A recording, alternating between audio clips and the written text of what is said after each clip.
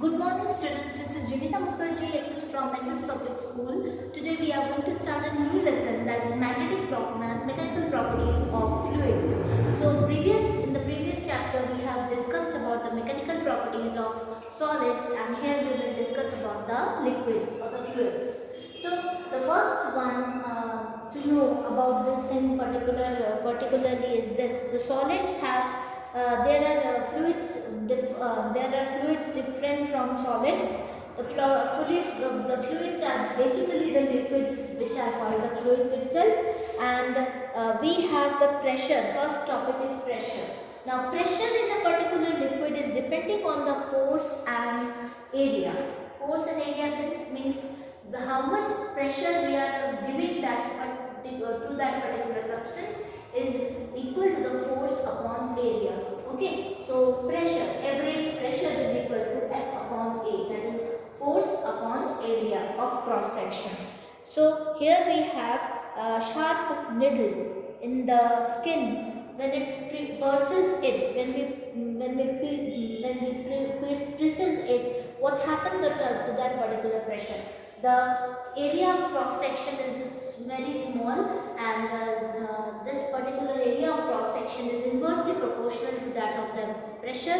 That is, when we are applying more pressure to that particular area, it pricks into the particular object itself. When we are pressing it in a particular object, suppose we are pressing a pin in that particular object, suppose a X or a 2. Okay, when we are hammering that particular pin into that particular tool itself, what happens? The pressure is larger and the area of cross section is smaller. That's why it pricks into the particular substance itself.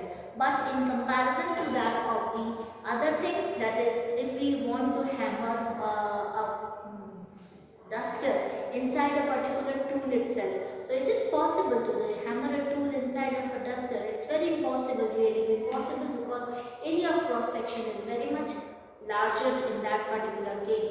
So in the case of pin, it will be basically a nail, it will be basically very well be hammered out, but in the case of this particular duster, it will not be hammered out properly in this particular experiment of hammering out in the duster in the table itself. This is just because of the area of cross section. So normal force per area is equal to the average pressure we are giving. So if F is the magnitude of the normal pressure of the push piston of area A, the average pressure will be PAV, is defined as the normal force acting per unit area. So PAV is equals to F upon A. Okay, so PAV is equals to F upon A itself. Now this is how we are getting the values, and however remains a blunt object is not a wide area of cross section. It's not easier to put into it. When an object is submerged in a liquid at rest, the fluids exerts a force on its surface. So this force is always normal to the object surface. This is so because if there is a component of the force parallel to the surface, the object will exert a force of the fluid parallel to it. As a consequence of Newton's third law, this force will cause a fluid to flow parallelly to the surface. Since the fluid is at rest, it cannot happen. Hence, the force exerted by the fluid at rest has to be perpendicular to the surface in contact with it. Normal force exerted by the fluid in a point may be measured as ideal. One of such pressure measured device is shown in the figure. So it consists of an evacuated chamber with a spring that is calibrated to measure the force of action on the piston. This device is placed in a point inside the fluid. The inward force exerted by the fluid on the piston is balanced by the outward force, spring force, and is hereby measured. So we are taking a spring pressure here itself, and we have done like that what is as explained in this. So if F is the magnitude of the normal force of the piston of area A, then average pressure PAV is defined as the normal force area force acting per unit area. In principle, the piston area cannot be made arbitrarily small. The pressure is then defined in the limiting sense as P is equals to limit A tends to 0 del F upon del A. This is the second equation which we are using. So basically, for liquids we need to go through the density. Okay, so pressure is a scalar quantity. We remind reader that we remind the reader that it is a component of the force normally to the area under consideration, and not the vector force that appears in the numerator in equation. So the dimension formula is ml raised to minus 1 t raised to minus 2. So this particular dimension formula is m L raised to minus 1 and T raised to minus 2, and its pressure is Newton meter, unit is SI unit is Newton meter square. So pressure have a dimension ML raised to minus 1, T raised to minus 2, and Newton meter square is the SI unit of it. Okay, so here it has been named after Pascal in the honor of the Blaise Pascal, who is a French scientist in 1623 to 1662. He who carried a pioneer studies on fluid pressure.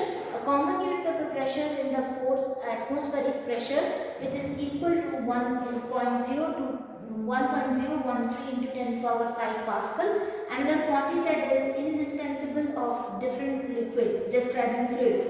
And its density is given by, we know that the density can be defined by the value rho is equals to m upon v. So mass upon volume will be the density on which the particular pressure of the substance is being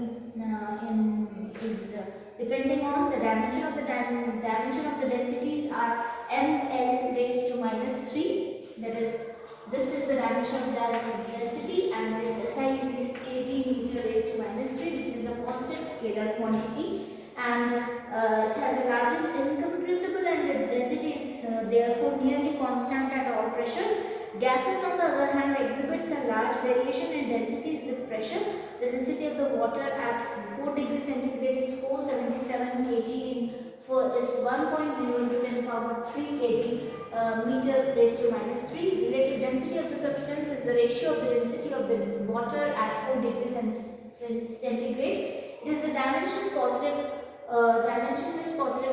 scalar quantity. For example, the relative density of aluminum is 2.7. Its density is 2.7 into 10 power 3 kg per meter raised to minus q. The density of some common liquids are given. Water is 1 into 10 power 3, and mercury is 13.6 into 10 power 3 in the densities of at STP of the common fluids. So this is how we are measuring the pressure of the liquids itself. So this particular topic is very much interesting to know about, because we are concentrating on this particular topic, that is density, and we know what is the value of this pressure on this particular value of this particular liquid. So we are concentrating on this topic for this particular mechanical properties of fluids, and I hope so that this topic is very much interesting to know about, because as it is depending on the density itself, we have I have told you about how this particular quantity is indispensable of describing fluids is the density of rho for the fluid's mass m occupying volume v itself. So densities are being given, read it out. Some of the densities are being given to you. And the force exerted by the liquid on the beaker, on the submerged object, on the wall is normal perpendicular to the surface of all points. Okay, so basically the fluids, next we will learn about the Pascal's law, in which I will tell you what is the pressure of the liquids at a particular height itself. So looking forward for Pascal's law in the next video. Thank you.